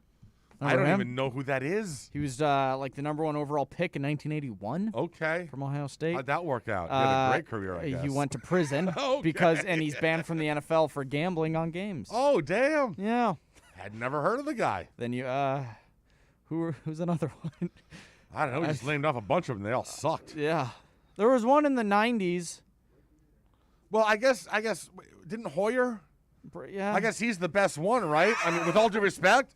Like, is But he the best? who am I? Is There's he the best another Ohio one. State quarterback in the NFL over the last 20 years? Okay, I got to figure this out. Who is? There was another one. I mean, he's got to be. Jeff George isn't an Ohio State guy, right? No. Wasn't he like I thought he was in the like Indiana or something, or Illinois maybe. Illinois. He's a Big Ten guy. I know he's a Big Ten guy. Yes. No, he's a Big Ten guy. Oh, this is gonna drive me insane. Oh my gosh. But yeah, no, I mean, It's kind of crazy how they. Listen, all of them.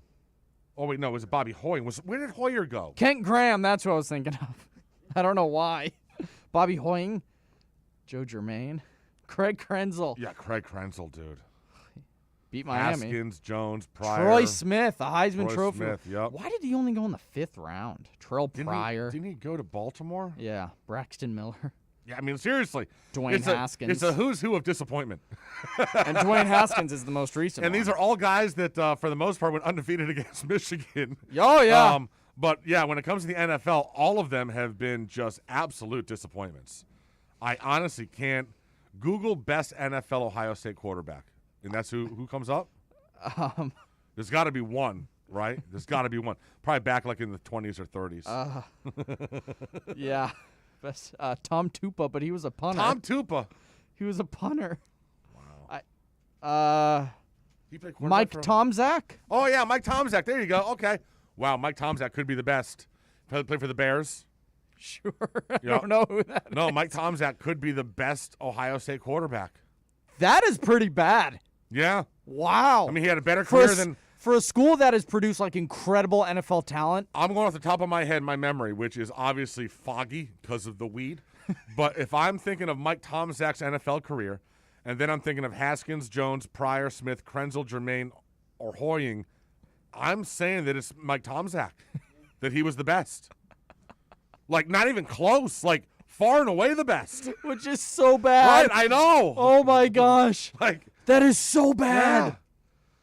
If I'm, you can, 844-416-8123 is a text if I'm completely off base, but I think I've nailed that. That's crazy because, like, think Ohio right. State is one of the best schools ever to produce NFL talent. Yeah. Well, listen, there's something about the Big Ten and quarterbacks. I mean, look at Michigan. I mean, you got Brady, but look at, like, Henne, and, I mean, they've been a bit more successful than Ohio State guys, but they're not. Harbaugh. Yeah. You know, better than Tomczak. Chad Henne.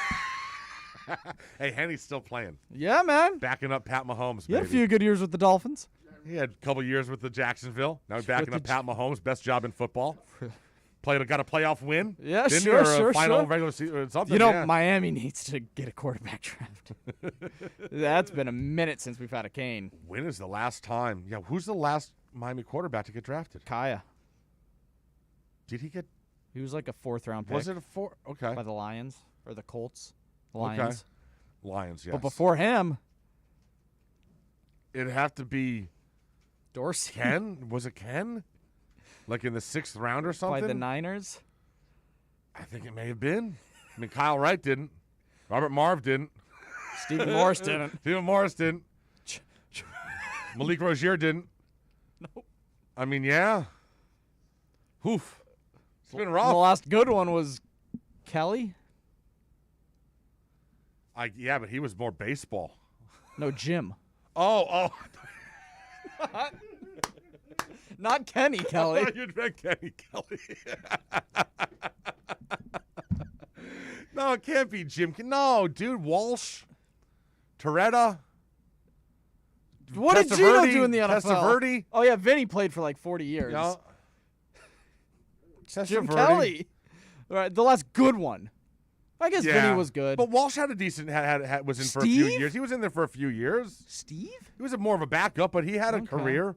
He had a longer career than all those Ohio State guys I mentioned. Yeah. I mean, these guys are all out in a year. Yeah. They're not even on rosters anymore. I mean, these guys are going for they're calling the Rock. Yo, can I get into the XFL, bro? That's where that's where Ohio State quarterbacks are going. About to be Ohio State U. Exactly. No, I mean Ohio State quarterbacks are going to be in that league. All of them. It's the 4th and 20 podcast. Please make sure you are subscribing wherever you find mediocre podcasts. We got a segment still to go. This is OnSideRadio.com. You can reach out to Toast and Marsh by dialing 888-441-4623. That's 888-441-4623.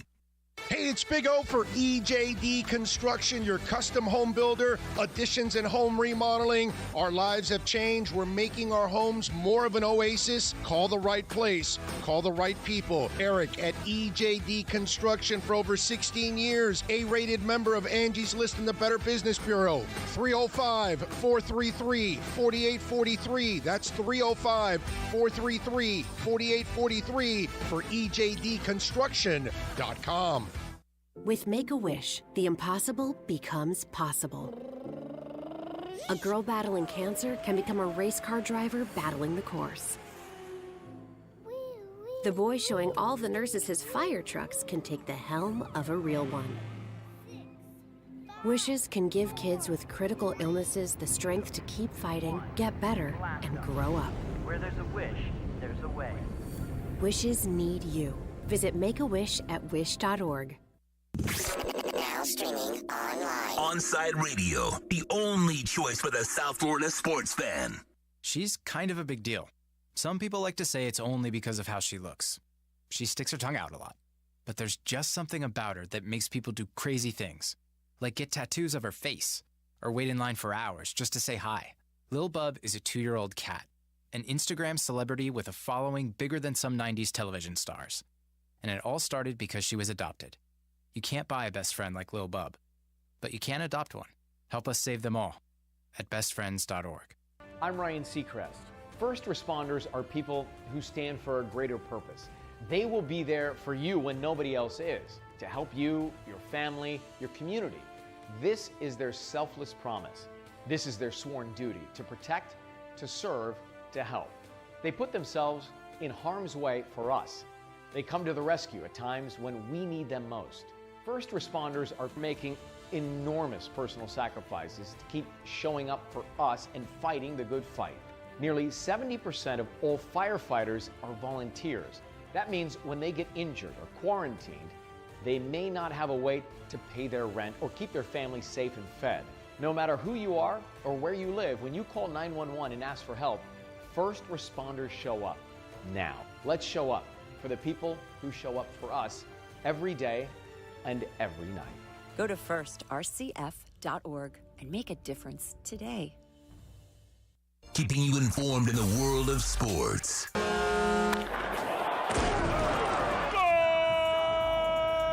With an OnSideRadio.com sports update. Good morning, Miami. I'm Marsh with your Onside Sports Morning Update. The Heat won their third straight game with a 116-109 victory over the Warriors last night. Jimmy Butler, Bam Adebayo, and Duncan Robinson all scored at least 20 points. Opening day for the Marlins didn't result in a win as the Fish went down 1-0 to the Rays. Miami and Tampa are back at it tonight. First pitch is at 7:10. Pablo Lopez gets a start for the Marlins. And the Panthers had an exciting 3-2 overtime win over the Red Wings on Thursday with Alex Wenberg scoring the game-winning goal in OT. Florida has now won 4 in a row. This is South Florida's new choice for local sports talk, OnSideRadio.com.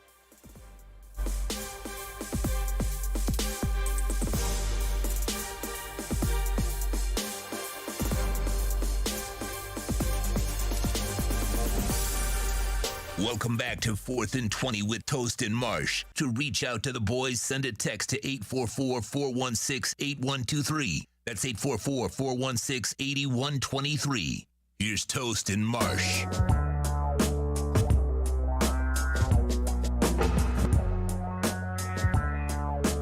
4th and 20. I am Toast. Here's Marsh. Marsh. Marsh. Now Hey, I'm Marsh. now I'm in the wormhole of NFL. Oh yeah, what are you going down? I'm looking up the best NFL players from Ohio State. Oh, that's going to be some pretty good players. Keith Byers. There you go. Yeah. Joey Galloway. Mm. Pepper Johnson. Pepper Johnson. Who's the best? I'll tell you who's the best. Who is the best? Oh, it's a list of 25. Like Give me a Eddie second. George? No, he was number 10. Joey Galloway? No. Chris Spielman. Eddie George is at 14. Eddie George at 14. Damn. Yeah. All right. Yeah. Dick LeBeau. Where's Joey Galloway? He was like 20. Oh, damn. I still have his Cowboy jersey. He didn't I really have do a anything. Seahawk jersey. Oh, those 90s Seahawks jerseys Yeah, were baby. beautiful. Yeah, it was. Oh, I love those. Jack Tatum, the assassin. Mm-hmm. Oh, God. A lot of old school players. Randy Gradishar. Anyone current? Chris Carter. Okay. He's not current. Where does he rank? He's 5. All right. Paul Warfield. Hey, Dolphin. Yeah. Jim Parker's number 2. No idea. Lou Groza. Lou Groza's number 1? Yeah. All right. Who are the top current ones? I'm sure my grandfather would have loved that list. Taylor Decker. Bradley. Let me ask you this. I got one for you. Oh, Joey Bosa. Okay. Michael there you go. Thomas. There you go. Which NFL team? Ezekiel Elliott. Oh.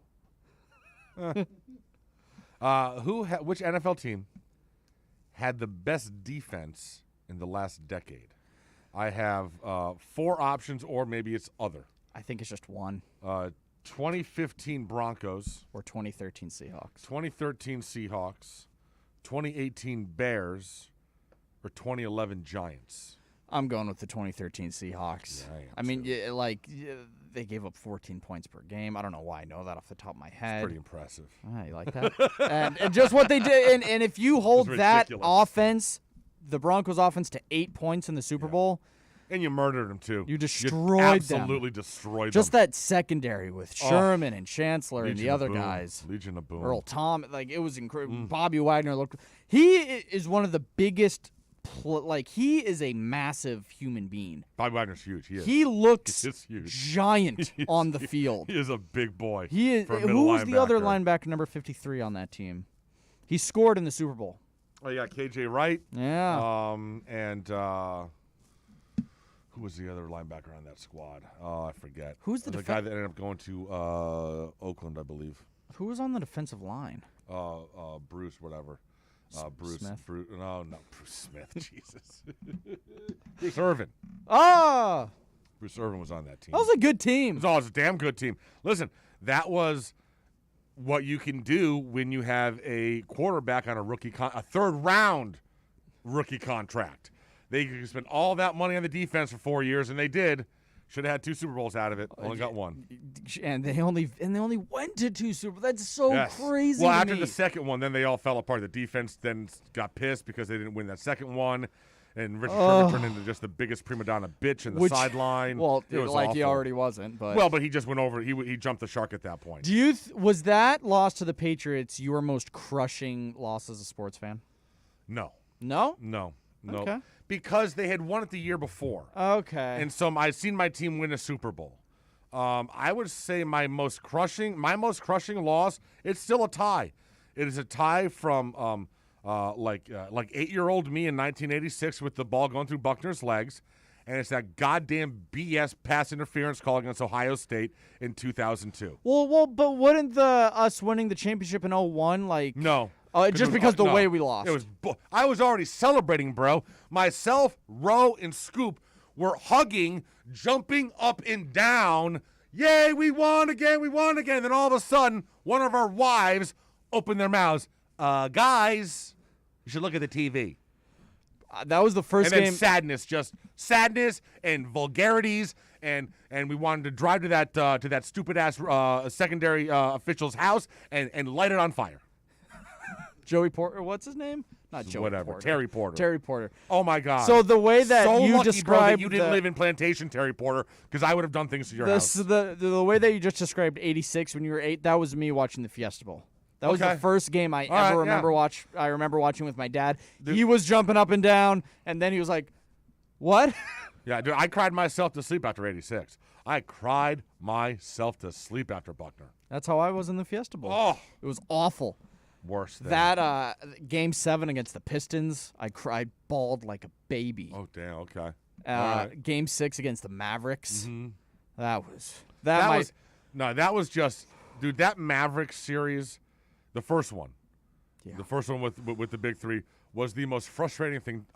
It could be the most frustrating sporting event I've ever watched. When they went all ISO and stopped playing team basketball in the final minutes of those games, drove me crazy. I was beside myself. It was awful. But the first one against the Mavericks, when it was just Wade and Shaq, that was the most satisfying sports win. Yeah. And I don't know, unless the Canes win a national championship in my lifetime, that'll be number one. Oh, bro, I danced. If the Canes make a national championship game, I don't know where I'll be, but I will fly to watch it with you because I want to see your reaction when they win. You know how many people have said that? Oh yeah. I would love to watch it with you. Yeah, man. I will be in this. Like I don't know how I'm gonna pay for that ticket, but I will be in the. You'll stadium. go to the game? If I. Oh no, you watch that game on TV, bro. If I feel like we can actually win, I will be on the damn. I will charge the field and dance and bawl my eyes out, bro. It would literally be like when the Red Sox won in 2004 for you. Sure, yeah. That'll be me. Yeah. And I don't know if it's ever gonna happen. It's gonna happen. Canes will be back in the college football playoff within 5 years. I firmly believe that. Wow. I just like the talent coming. I like the quarterbacks. And I think they're going to do it in spite of the head coach. Listen, it's a big year for the head coach. Bro, I was listening I hope he's learned some stuff in the last 2 years. Big year for I was Manny. listening to a Rivals podcast with Mike Frell and the guys. Yeah. And they were talking about Mario Cristobal. They were talking about the teams who could be the next Clemson, and they said Oregon. And Mike Frell said, "Yeah, I just don't think Mario's going to stay around for very long." And he mentioned a few times Mario going back to Miami. And I know how you feel about Mario, but man. Well, no, dude, I don't. Because, listen, I want Manny to succeed. Of course I do. I would prefer, if I had my choice, I would prefer Manny be the head coach here for the next 10 years and never have Mario be a head coach here. Okay. That would be my I would prefer that. I've never wanted anyone to do well more than I do Manny. Yeah. I love Manny. Dude, I love Manny. As a fan can love another man. Yeah. I love him. Yeah. You do? You love him? I love Manny. You love him? I love him. Would you take him to breast if he needed, like, nourishment? Oh, my God. Would you? If you happened to be lactating and he needed nourishment, would you take him to breast? If there's like a live or die situation? Yeah. Yeah. I'd take like you guys are on a deserted island. Like my breast. Your breast is lactating for some bizarre reason. And he needs sustenance, and you take him to breast. Well, I believe in helping one another. So you would take him to breast. I would take him to breast. Mm-hmm. All right. What? Wouldn't you? Of course. Yeah. I'd probably ask him, hey, listen, if you want to, you can nibble on the nipple a little bit. Yeah. Make it a little exciting. Beat UNC. Sure. Yeah. There you go. Nibble. What the hell just happened? I have no idea, but we'll take a break on that note. And Kai Chisholm and his nipples will be coming in next. We'll talk about Kai and his nipples next on Onside Radio. Onside Radio, the only choice for the South Florida sports fan. Onside Radio, the only choice for the South Florida sports fan. Hey, it's Big O for EJD Construction, your custom home builder, additions and home remodeling. Our lives have changed. We're making our homes more of an oasis. Call the right place. Call the right people. Eric at EJD Construction for over 16 years. A-rated member of Angie's List and the Better Business Bureau. 305-433-4843. That's 305-433-4843 for EJDconstruction.com. Ashiro's work is never done. You care for the house, the kids, and our future. We're so grateful for all you do. Now it's time to care for yourself and save a little more for retirement. A free 3-minute online chat can give you the personalized tips you need to boost your retirement savings now. Visit aceyourretirement.org today. A public service announcement brought to you by AARP and the Ad Council. Hey, it's me, your cell phone. We need to talk about something serious. I know you love me, I know you like using me wherever you are, but I feel like this isn't working out when you're driving. I know you may think that it's possible to focus both on me and the road, but I just don't feel the same way. I think we should spend time away from each other when you're driving. It's for the best. Visit StopTextStopWrecks.org, a message brought to you by the National Highway Traffic Safety Administration, Project Yellow Light, and the Ad Council. If you missed NBA insider Ira Winderman and the Acura of Pembroke Pines Miami Heat report, you missed this. That they don't do that they don't go to the bottom and they don't tank. And I'll give you the perfect counter to that. Look what happened twice in Cleveland when LeBron James left there. How they were awful when he left the first time, and I don't know if there's a word, awful-er, now when he left the second time. So I think that's the testimony to the commitment, honestly, from the Arisons down to Andy Ellisberg and Pat Riley in the front office, the commitment they've made not to stink. The Acura of Pembroke Pines Miami Heat report with NBA insider Ira Winderman, exclusively at OnSideRadio.com. Hey, it's Big O. You know, air quality in your home or business is so important now, folks. That's why you've got to call M&S Air Conditioning. Let them install a high-efficiency polarized air filter in your AC unit that attracts, captures, and destroys biological contaminants to improve your air quality. M&S is always on call from 7:30 a.m. till 9 o'clock p.m. and, of course, emergency Sundays. Call for more info on high-efficiency air filters and their preventative maintenance plans. Visit M&S Air Conditioning at ac-florida.com. On the battlefield, there's a saying America's military men and women live by. Never leave a fallen warrior behind, ever. Off the battlefield, Wounded Warrior Project operates with the same goal. Wounded Warrior Project was created to help our men and women returning home with the scars of war, whether those scars are physical or mental. Wounded Warrior Project. We never leave a fallen warrior behind. Ever.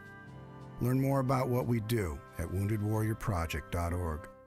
Welcome back to 4th and 20 with Toast and Marsh. To reach out to the boys, send a text to 844-416-8123. That's 844-416-8123. Here's Toast and Marsh. 4th and 20 podcast. Final segment, getting on out of here. I am Toasty as Marsh. We've got Kai in here with us right now. Hello, hello. Hello, hello. So, Kai, we just learned something about Marsh. You admitted too, so we learned that that Marsh loves Manny Diaz. But like an actual love, because it's like. Well, I guess why don't we just play the audio? Well, yeah. I love him. Yeah, you do. You love him. I love Manny. You love him? I love him. Would you take him to breast if he needed nourishment? Oh my God. Would you? If you happened to be lactating and he needed nourishment, would you take him to breast? If there's like a live or die situation. Yeah. Yeah, I'd take. Like you guys are on a deserted island. Like my breast. Your breast is lactating for some bizarre reason. And he needs sustenance, and you take him to breast. Well, I believe in helping one another. So you would take him to breast. I would take him to breast. Mm-hmm. There you go. So that's what we learned about Marsh just now. Yeah. Well, but then you cut out the part where I'm like, Toast, would you? And he's like, yeah. I don't know about that. Yeah, that wasn't on tape. Kai, question for you. Would you take? Is there any coach of your teams that you love enough? That if he was starving to death and you were somewhere, so you wouldn't help your fellow man. You would take them to breast. No. And I say this to you as your nipples are protruding through your shirt. Well, I'm just saying, it's like cold. Yeah, it is cold. You know, I'm just saying, they're good-looking nipples. Thank you. What about mine? You're very welcome. Yeah, you got good-looking nipples as well. Yeah, well, yours are a little puffy because Manny's been sucking on them. Oh, you wouldn't help your fellow man? Guy's like, no, you can start to death, bro. No, I'm not taking you to breast. I had a conversation like this yesterday with my coworkers. Like if David it wasn't Wright? like this, but it was like, it was in a situation where it's like, if one of my coworkers, we're asking one of my coworkers who's also one of my best friends, who's a girl, my other best friend is a guy that works with us. It was like, if my mother needed anything in the world, blah, blah, blah, would you do it? And my guy best friend's just sitting there like, hey, listen, if she's gonna die, then I gotta help some way. So I guess it's like kind of the same conversation, Yeah, like who's like who's an athlete that you love? David Wright? No. Well, you're a Mets fan. Yeah, well, he's but a Mets you could have fan. said Jose Reyes. Oh, yeah, Jose Reyes. Yeah. Or Dan Marino. Would you take him Not to as Brest? much love, I guess I'm younger, so okay. Yeah, obviously love. I'm not taking any of them to Brest. I wouldn't do that. No. No, I'm not taking any of them to Brest. There's no way in hell. It's just not happening. You are a special kind of guy. You're just very kind. You're very kind. Just throw your nipples at everybody. Yeah. If they need it. Yeah. If we were stuck on an island, Manny Diaz and I. Mm-hmm. I will say, and this he is was funny. in my dream the other night. He was, yeah. Marsh dreamt about him. They were in a Jiffy Lube together. Is that not homoerotic or what? I had a dream. They're in a Jiffy Lube together. I was getting Yeah. work on my car. Apparently, yes. And on your I looked to my right, and Manny Diaz is there. Marsh was getting work on his undercarriage at Jiffy Lube. He And there's Manny Diaz. He better win. Or else these are gonna sound. They already sound real weird. Yeah, no, they absolutely. What do you do. mean they would? They are. All right, we got to. We have to take a break. It's we're cutting into Kai's time now. Nipple time. We can't do that. You all have a wonderful weekend. 4th and 20 podcast will be back on Monday. And yes, listen, if you run into anybody that is starving this weekend, please, by all means, take them to Brest. Take them to Brest. Yeah. Hey, is that a faucet running? Nope,